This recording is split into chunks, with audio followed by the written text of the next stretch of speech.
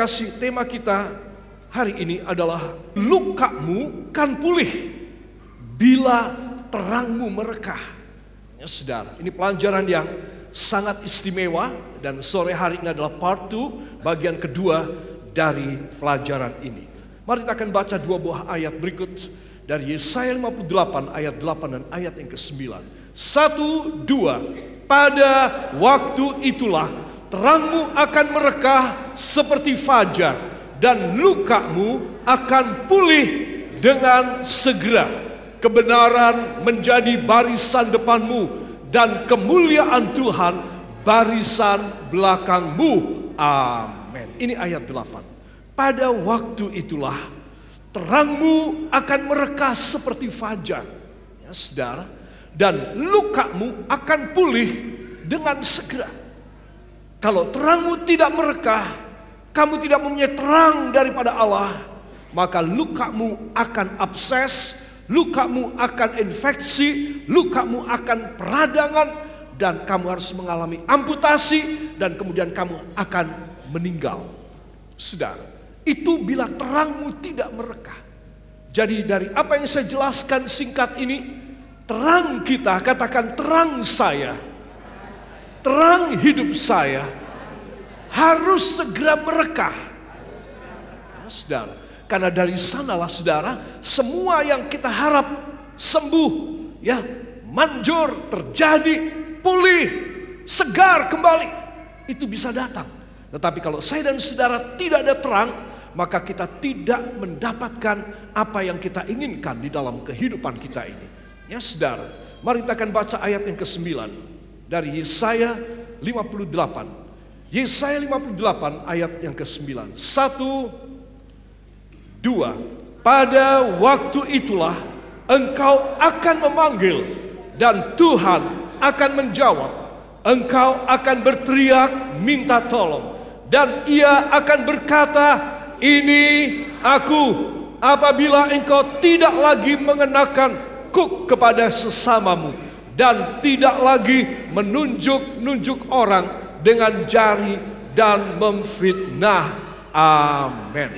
Para kekasih perhatikan ya, pada waktu itulah, tadi ayat 8, pada waktu itulah, kapan? Terangmu menyala. Kalau terangmu merekah. Sekarang ayat 9, pada waktu itulah, kapan? Pada waktu kamu berteriak minta tolong. Jadi kenapa saya memanggil Tuhan, saya berteriak minta tolong, saya tetap tidak mendapat? Saudara, karena pada waktu itu saya tidak merekah terangnya.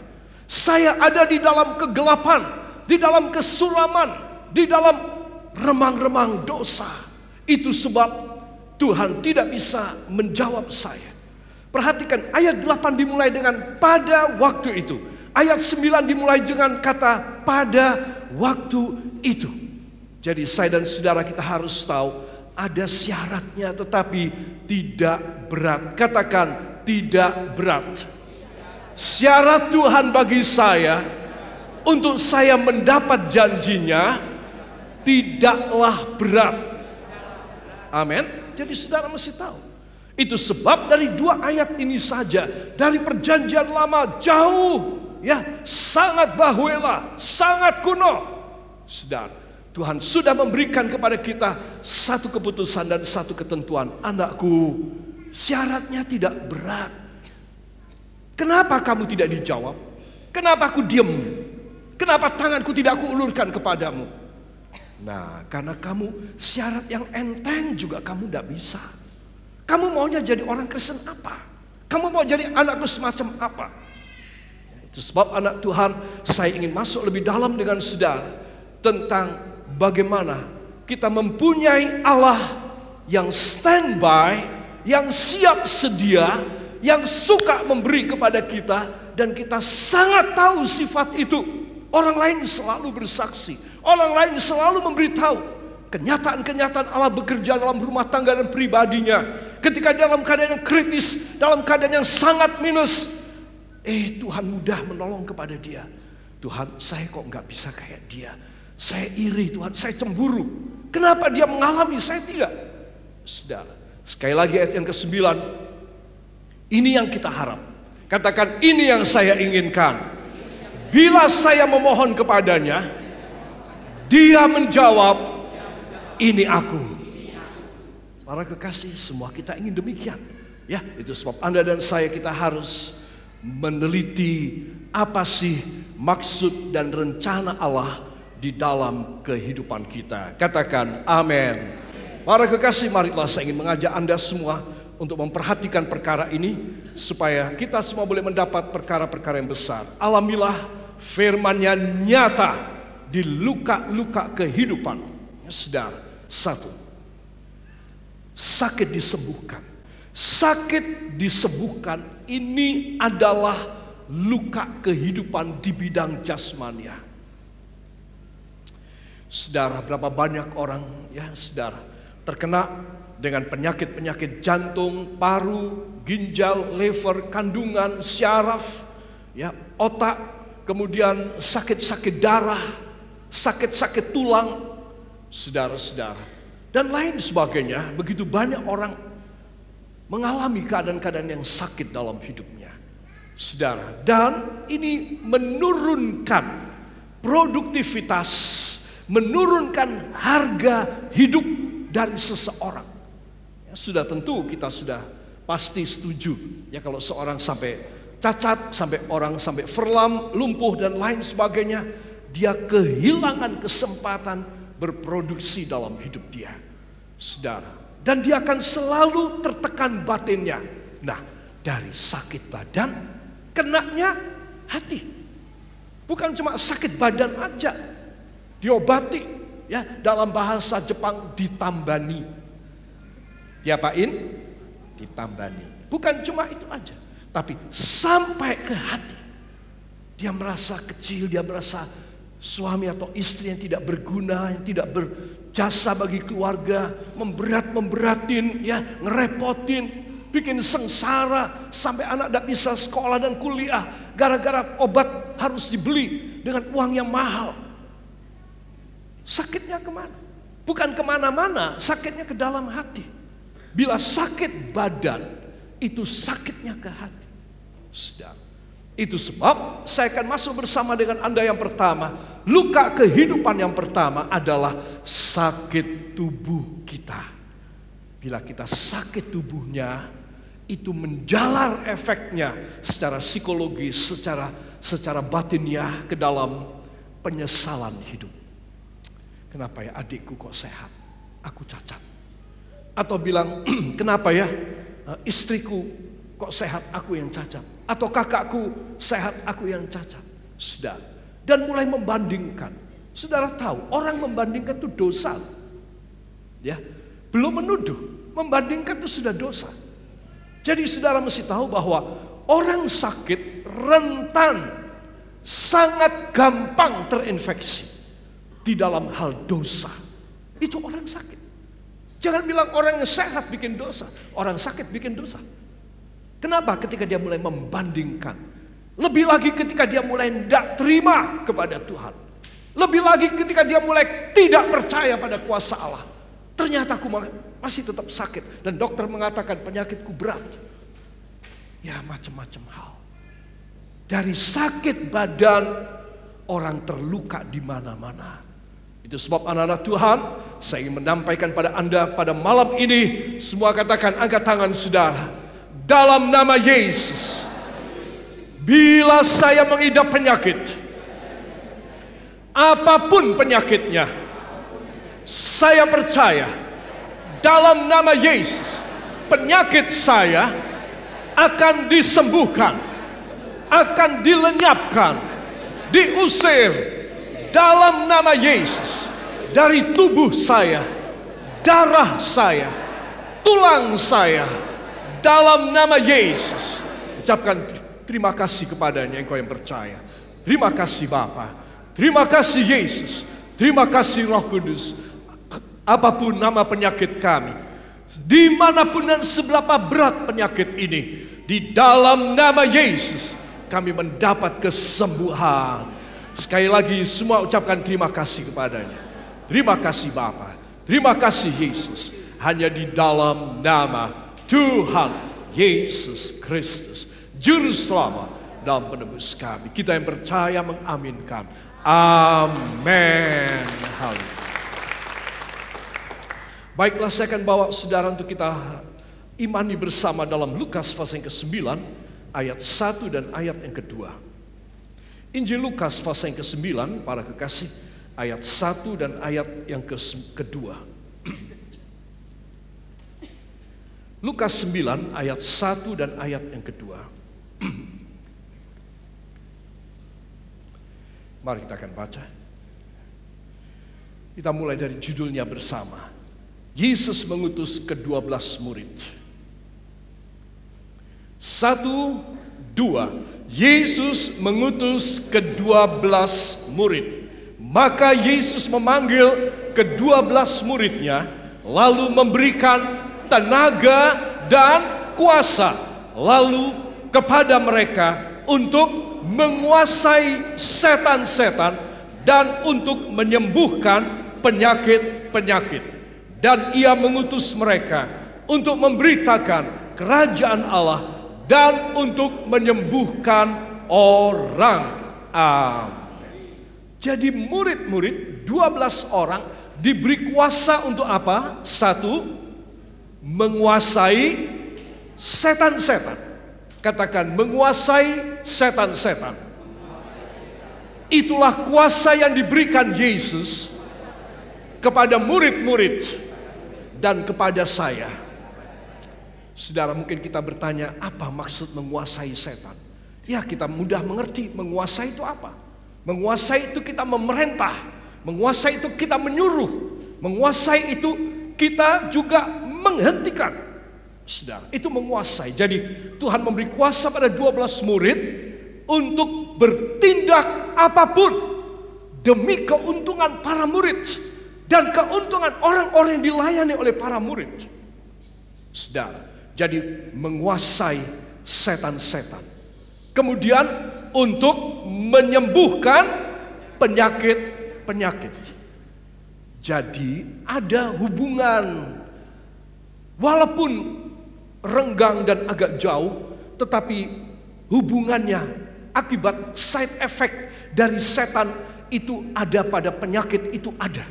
Ya saudara, jadi kita harus sadar tentang hal ini dan menyembuhkan penyakit-penyakit.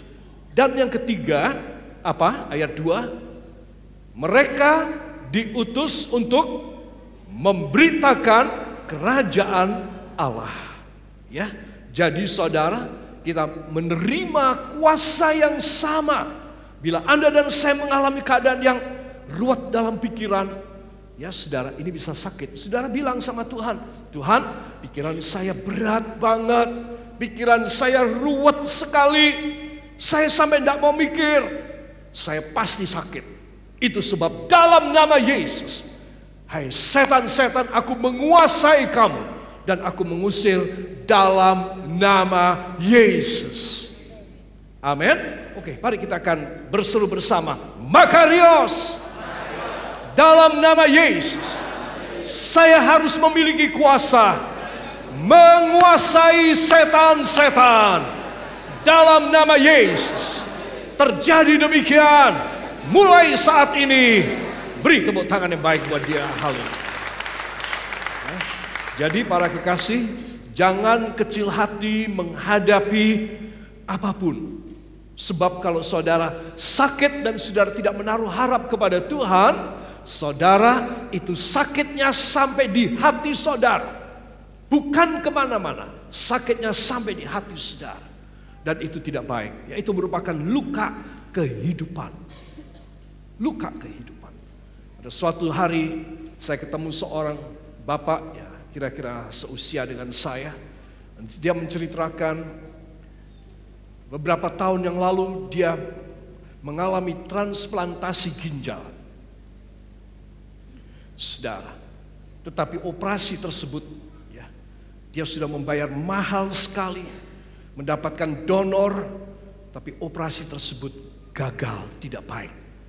Ya, dia masih bisa hidup, ya cukup segar, tetapi dia merasa kalau orang lain itu mendapat transplantasi dari orang baik, organ tubuh dari seorang yang baik.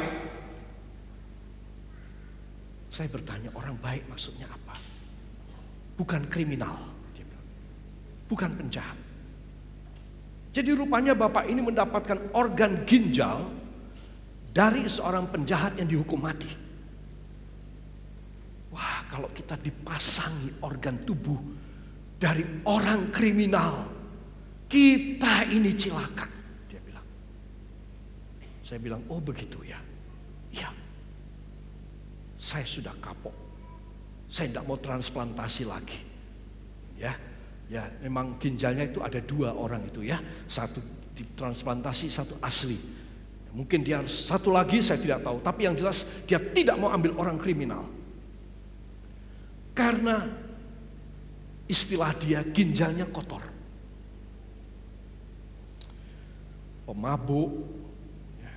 Dan kemudian ini itu segala macam penyakit macam-macam ada pada dia. Saudara.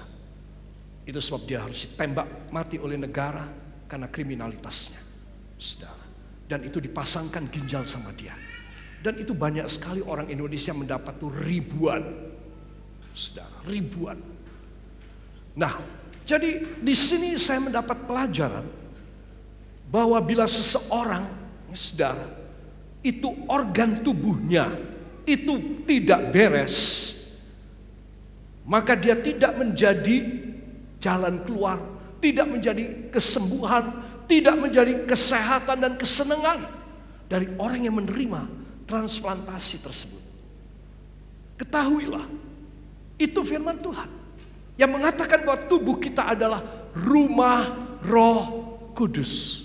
Katakan, tubuh saya adalah rumah Roh Kudus.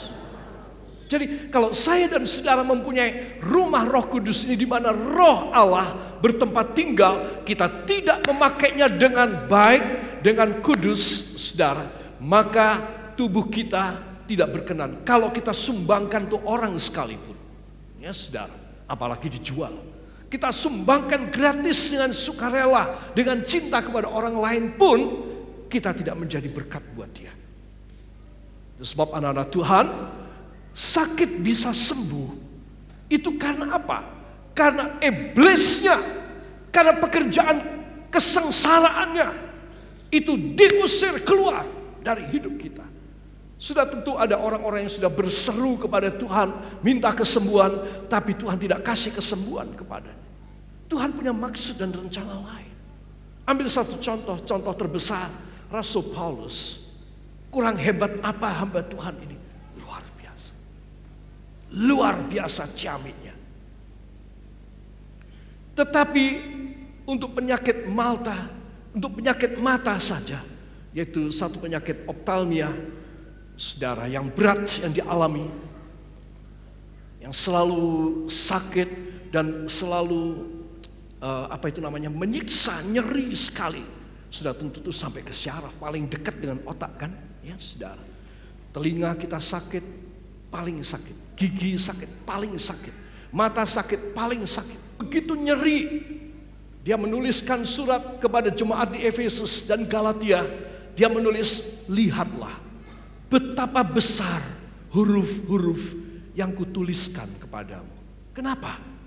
Karena dia selain rabun, juga karena lensanya rusak dan infeksi. Saudara, dia mempunyai satu penyakit optalmik, tekanan cairan di dalam bola mata yang kelewat tinggi. Zaman dulu tidak ada obatnya, harus tunggu sampai mati baru sembuh. Saudara, dia berkata dalam 2 Korintus, aku sudah 3 kali minta kesembuhan pada penyakitku ini, tapi Tuhan tidak menjawabnya. Dia hanya menjawab apa? Tuhan hanya menjawab, Paulus, hambaku, anugerahku cukup bagimu, bertahanlah. Saudara, jadi di sini kita melihat memang tidak semua orang sakit meminta kesembuhan disembuhkan. Dengan maksud ini orang-orang istimewa aja, dengan maksud untuk memberi pelajaran pada yang lain, ya saudara. Tetapi umumnya boleh saya bilang 95% orang sakit yang berseru kepada Tuhan minta disembuhkan, mesti disembuhkan. Amin. Jadi saudara jangan kecil hati. Mungkin sebulan belum sembuh, setahun belum sembuh. Aku mau memeriksa diriku supaya aku lebih berkenan kepada Bapa. Loh, aku sudah berkenan, aku sudah tulus, aku sudah menyucikan diriku saben hari. Tapi kok masih sakit? Tidak apa-apa, never mind. Ya, 3 suara ya. Suara sopran, alto, tenor. Ya, para kekasih. Nah, Tuhan ingin supaya Anda dan saya mengalami kesembuhan. Itu sebab kesembuhan yang diberi oleh darah dan bilur Yesus harus kita yakini. Tuhan, saya percaya saya sembuh oleh karena bilur-bilurmu di kayu salib Golgota buat saya, sehingga saya mendapat kesembuhan. Darahmu yang ditransfusi dalam darah saya mengaliri hidup saya, menyucikan dari virus, bakteri dan baksel, sehingga saya menjadi sembuh. Amin. Saudara yang kekasih, ya, saya ingin supaya saudara menyadari tentang apa yang Tuhan bisa lakukan di dalam hidup kita. Hidup rohani dan benar, saudara, itu akan menarik harta Allah. Saudara aminkan demikian? Ya, dalam 1 Samuel 2 ayat yang ke-7, kita bisa menarik tunai, katakan bisa menarik tunai pemulihan atas luka hati saya, atas kesesakan jiwa roh saya. Jadi kalau saudara pergi ke satu mesin ATM, saudara bisa menarik tunai, saudara. Nah, saudara mengambil uang, saudara, itu adalah simpanan saudara. Saudara tidak punya simpanan, tidak usah ke sana, saudara, karena tidak akan keluar uangnya. Kalau berkali-kali saudara paksain itu mesin mengeluarkan uang, saudara akan ditangkap oleh security daripada mesin ATM tersebut. Saudara, kita baru bisa menarik uang kita dari mesin otomatis teller tersebut bila kita mempunyai saldo di bank. Jangan lupa, kalau saya dan Anda mempunyai firman Allah, janji-janji Allah, kita boleh menariknya sehingga kita bisa kecukupan. Amin. Itu dia. Jadi 1 Samuel 2 ayat yang ke-7, mari kita akan membaca dari Alkitab kita. Ada saya tuliskan, tetapi saya ingin menunjukkan gandengannya, ya saudara. 1 Samuel pasal yang kedua ayat yang ke-7. Kalau saudara mengetahui kata-kata ini keluar dari mulut siapa, engkau akan terkejut. 1 Samuel 2 ayat yang ke-7. Siapa, kalau saudara mulai membaca ayat 1, ya, siapa yang mengeluarkan kata-kata yang begitu indah? Siapa? Hana, ibu Hana. Siapakah dia? Dia adalah seorang istri yang disakiti oleh suaminya. Saudara bisa bayangkan, dari hati yang sakit bisa keluar kata-kata firman yang hebat. Ingat anak-anak Tuhan, dari mana hati yang sakit bisa mengeluarkan firman? Karena satu, hati ini memiliki saldo firman. Katakan, memiliki saldo firman. Dan kedua, katakan, karena hati ini telah disembuhkan. Saudara-saudara, nah itulah, ya itu sebab dalam pasal 1 kita membaca bagaimana Hana, dia menangis tanpa kata-kata di dalam rumah Tuhan, ya, saudara.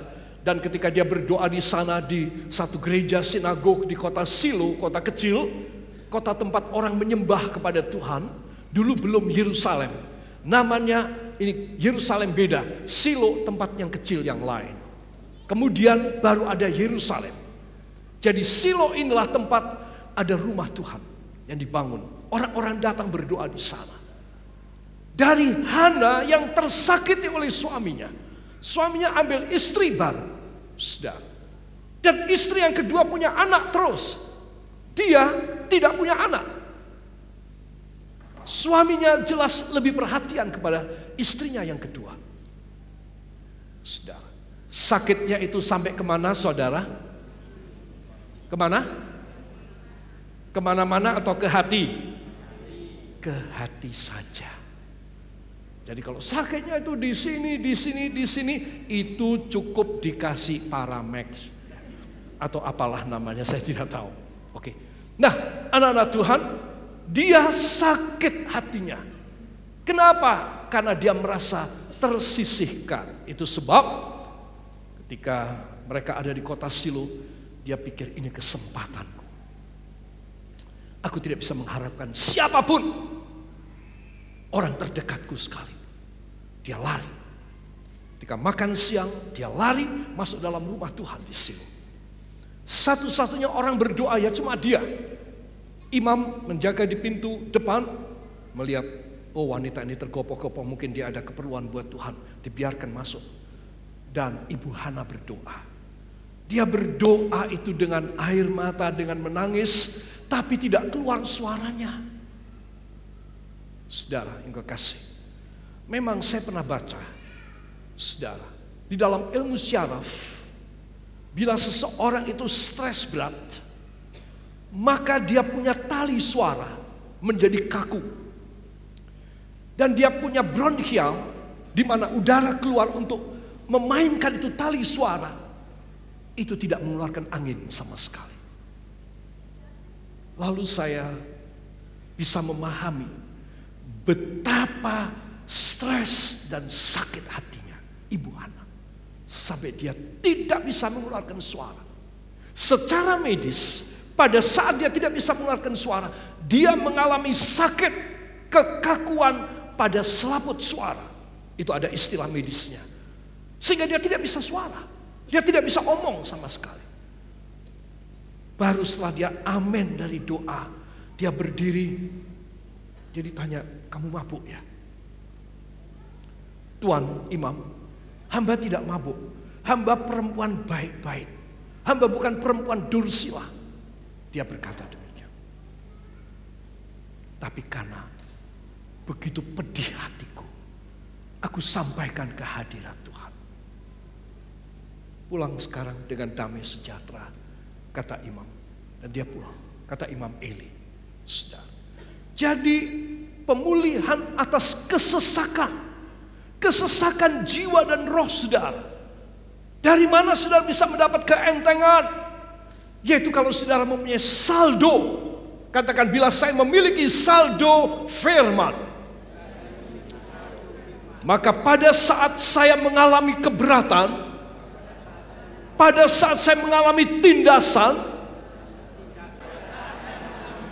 jiwa saya berseru kepadanya.